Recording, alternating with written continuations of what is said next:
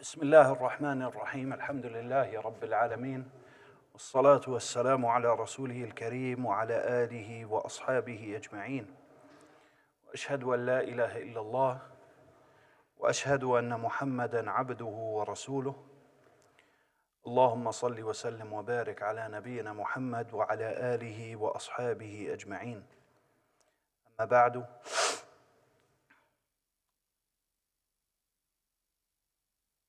before we start, just to mention for those who speak English that there is a translation of everything that we're saying. Sometimes the Arabic goes on a little bit longer, and the translation will then hence go on a little bit longer, sometimes a little bit shorter, but everything that we say is translated, inshallah. يقول الله تبارك وتعالى مخاطبا نبيه محمد صلى الله عليه وسلم: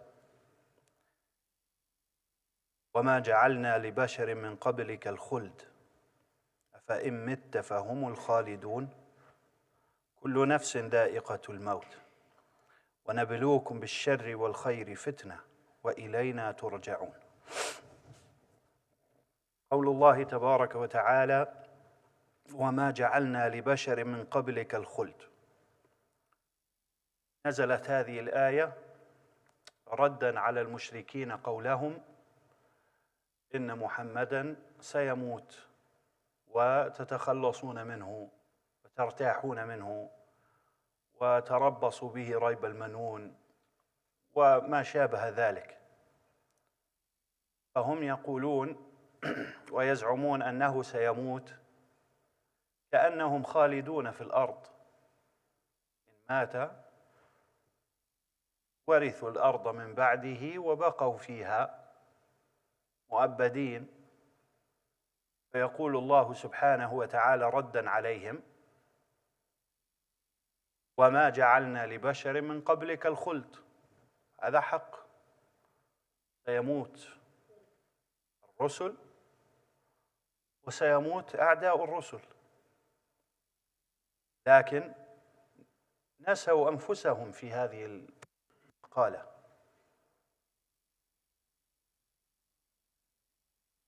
وزعموا بهذه المقالة أن الموت شر يلم بالرسل والأنبياء، وهذا باطل، بل هذه من صفات البشر. قال الله سبحانه وتعالى: وما أرسلنا من قبلك من رسول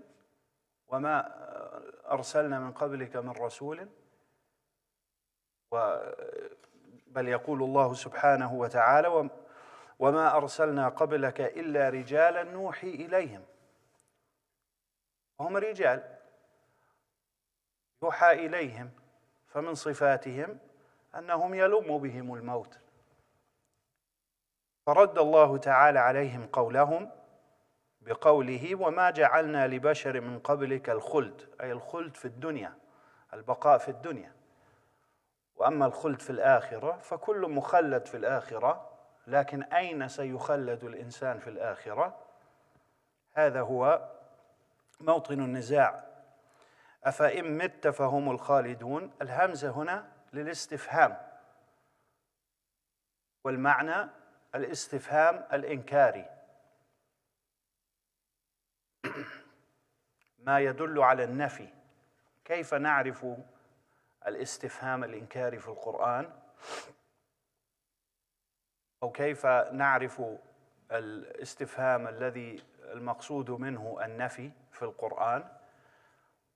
نجعل مكان حرف الاستفهام حرف نفي. فهنا حرف الاستفهام أفإن مت فهم الخالدون، نضع مكان الهمزة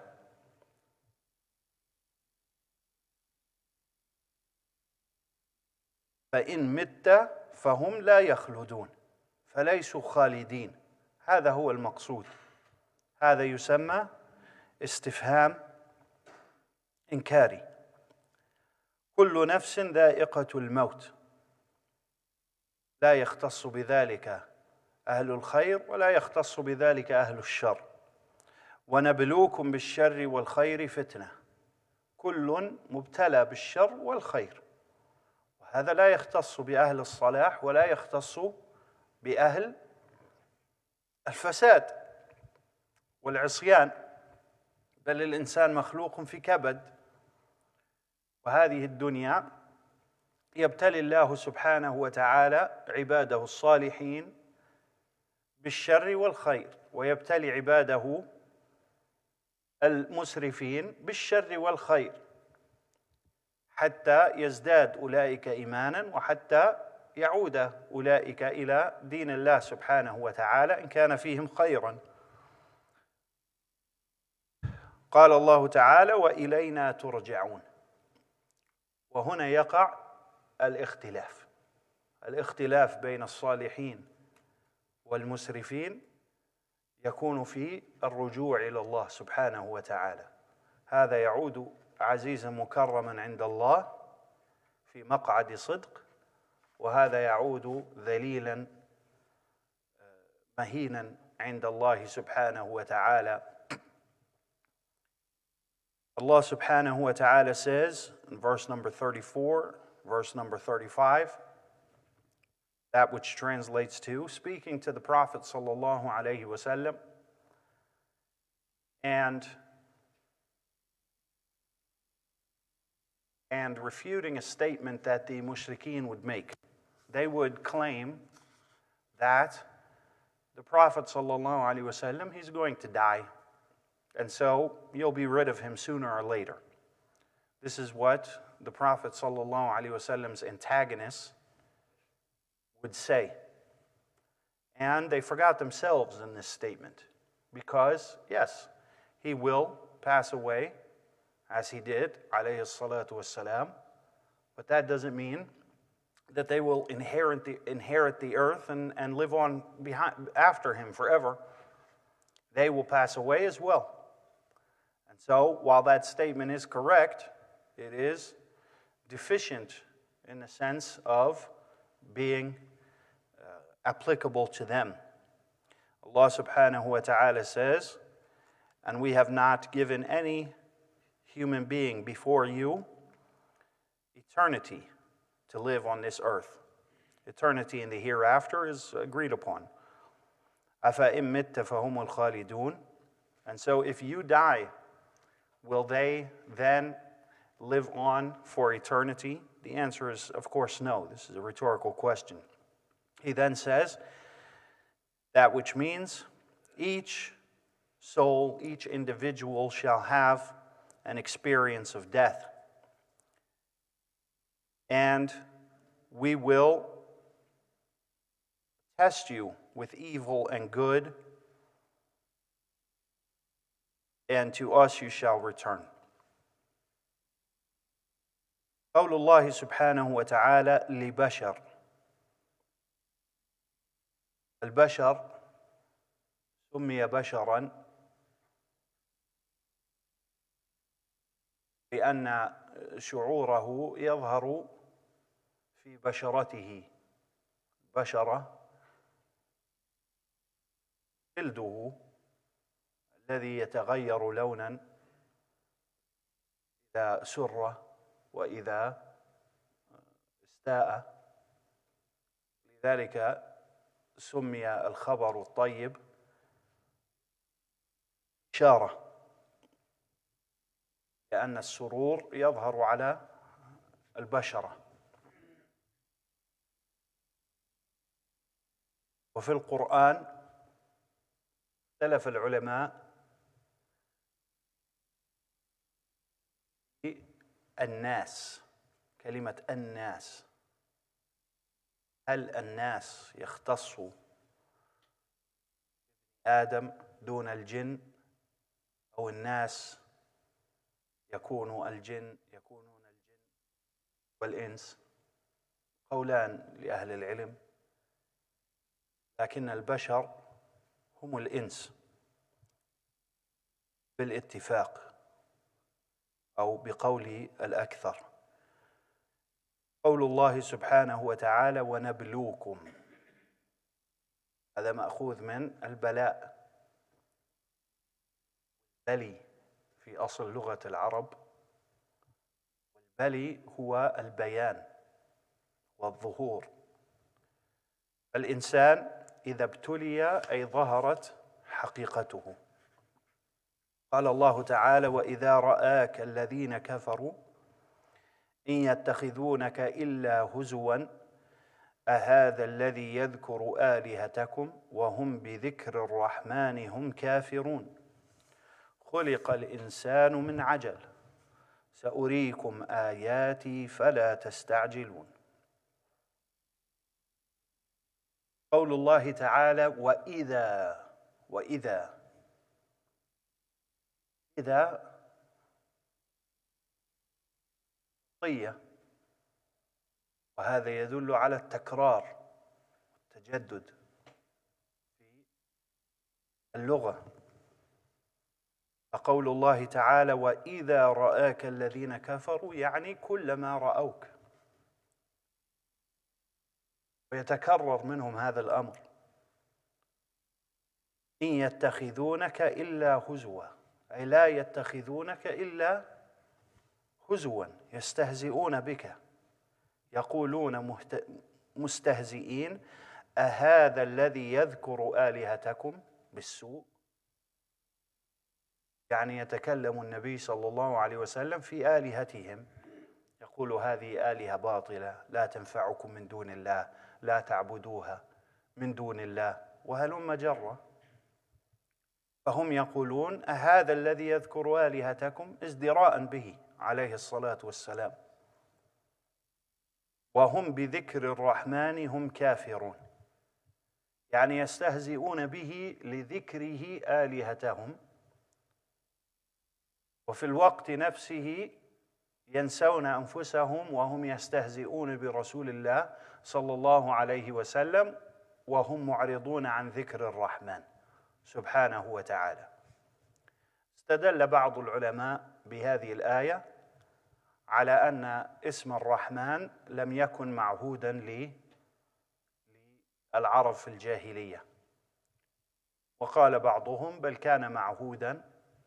والصحيح أن هذه الكلمة توجد، وهذا الاسم يوجد في بعض أشعار العرب وبعض أسامي العرب وأقوال العرب قبل الإسلام في أيام الجاهلية، لكن بندرة شديدة. وذلك أنهم يرون أن هذه التسمية الرحمن تدل على المبالغة في الرحمة، ويقولون: هذه المبالغة لا نتصور أحدا له هذا القسط من الرحمة حتى ولو كان الله سبحانه وتعالى، وقد افتروا على الله كذبا بهذا القول. فأثبت الله اسم الرحمن في أول وفي مطلع آيات القرآن: بسم الله الرحمن الرحيم، وكرر ذلك عليهم. ولكن المقصود هنا: وهم بذكر الرحمن هم كافرون، ذكر الرحمن هم كافرون، وذلك لأنه وصف نفسه بأنه الرحمن، وقالوا اتخذ الرحمن ولدا، وتميزت أسماؤه سبحانه وتعالى وصفاته بهذه التسمية عن أسامي وصفات آلهتهم، فحسن ذكر هذه التسمية: بذكر الرحمن هم كافرون خلق الإنسان من عجل.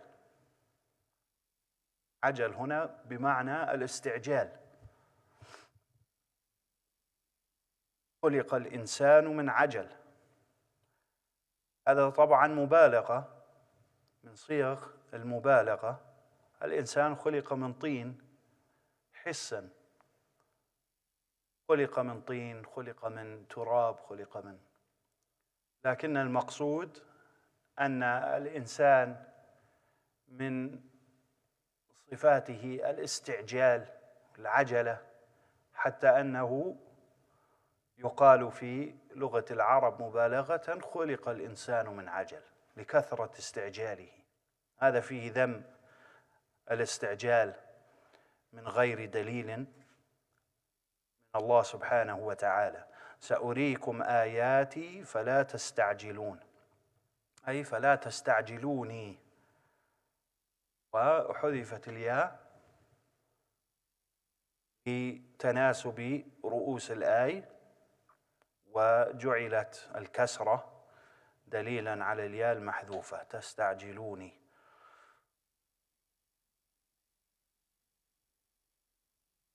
Allah subhanahu wa ta'ala continues and says, and when the disbelievers see you,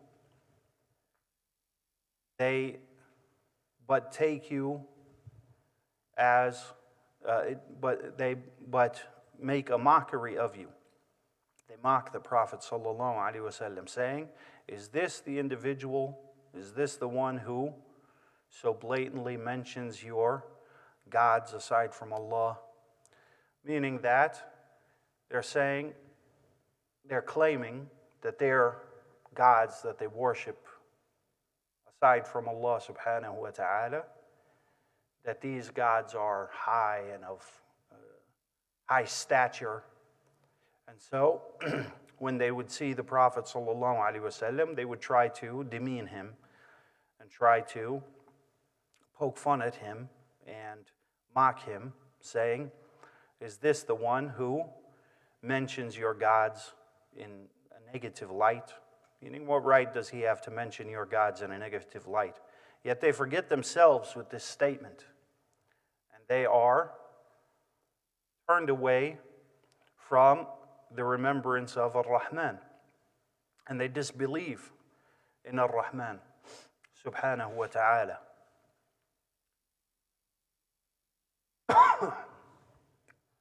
Allah subhanahu wa ta'ala says, the human being has been created from haste.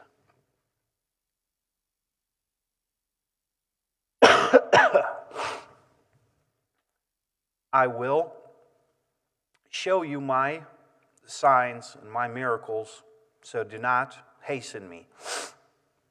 This statement, the human being has been created from haste, this is this sentence is structured, and the way that this is structured is in an exaggerative sense to articulate that the human being's nature is to be hasty, and for a person to learn to be otherwise, excuse me.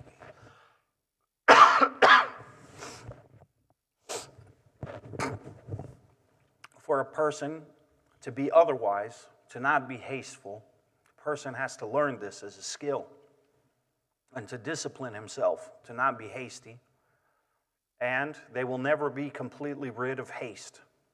This will always be an element in the human being's life, because Allah subhanahu wa ta'ala tells us here the human being has been created from haste. Obviously, we see in other places in the Quran, the human being has been created from clay, from dirt, from dust. This is what the person is literally created from. However, as a way of articulating just how deeply rooted haste and being hasty is into the human psyche, into the human mind, it's as if the human being has physically been created from haste. And so, this is the person's nature, and to change this takes much discipline. Allah subhanahu wa ta'ala is saying, the human being has been created from haste. This is a response to them when they would say to the Prophet sallallahu alaihi wasallam in a mocking tone, make the day of resurrection start now. If you're telling the truth, then make the day of resurrection commence right now, right? let us be punished now. If you're truly a prophet, let the sky fall on us now. Or let the earth swallow us up. And all of these kinds of things, they would say these things in a mockery, in mocking the Prophet ﷺ in a very antagonizing way. And so Allah subhanahu wa ta'ala said, the human being has been created from haste. I will show you my signs, so do not hasten me. That is enough for today. Wallahu a'lam wa sallallahu wa sallam ala nabiyyina Muhammad wa ala alihi wa ashabihi ajma'in. Walhamdulillahi rabbil